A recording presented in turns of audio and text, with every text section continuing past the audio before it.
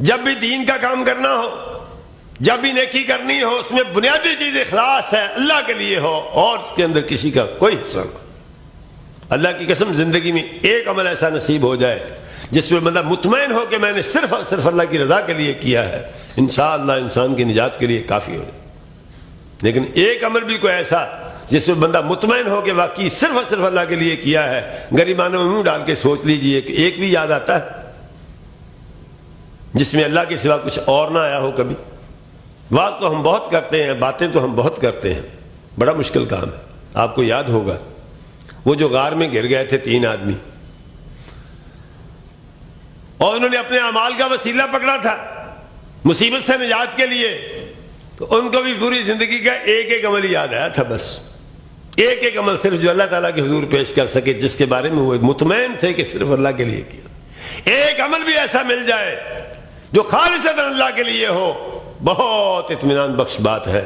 توقع کی جا سکتی ہے کہ اللہ تعالیٰ اسی ایک عمل کی بدولت معاف کر دے۔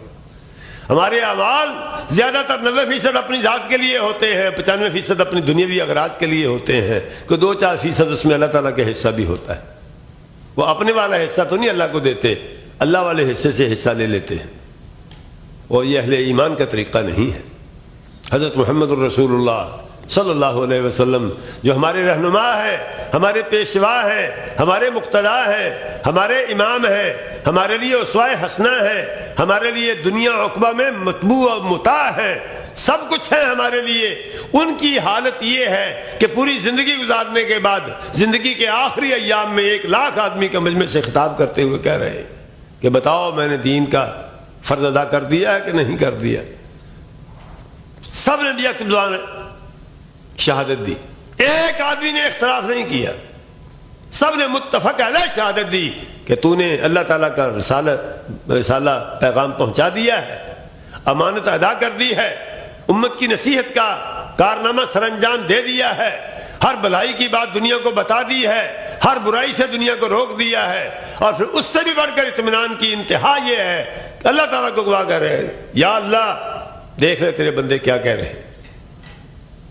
اللہ سے دعا کیجیے اللہ تعالیٰ ہمیں بھی کوئی اس طرح کا عمل کرنے کی توفیق عطا فرمائے۔ یہ ہمارے مقتدا اور رہنما کا حال ہے کہ اس کی پوری زندگی اطمینان بخش، اور ہماری زندگی کا کوئی ایک دن بھی اطمینان بخش نہیں ہے۔ کیا سیکھا ہم نے حضرت محمد الرسول اللہ صلی اللہ علیہ وسلم؟ کس منہ سے ہم کہتے ہیں کہ امام الانبیاء کے امتی ہیں؟ کس منہ سے ہم کہتے ہیں کہ امام الانبیاء کے محب ہیں؟ کس منہ سے ہم کہتے ہیں کہ ہم اتباع رسول کے علم بردار اور ذمہ دار اور اس کے دعوے دار ہیں؟ اگر کسی نے اتباع رسول کا دعویٰ کرنا ہے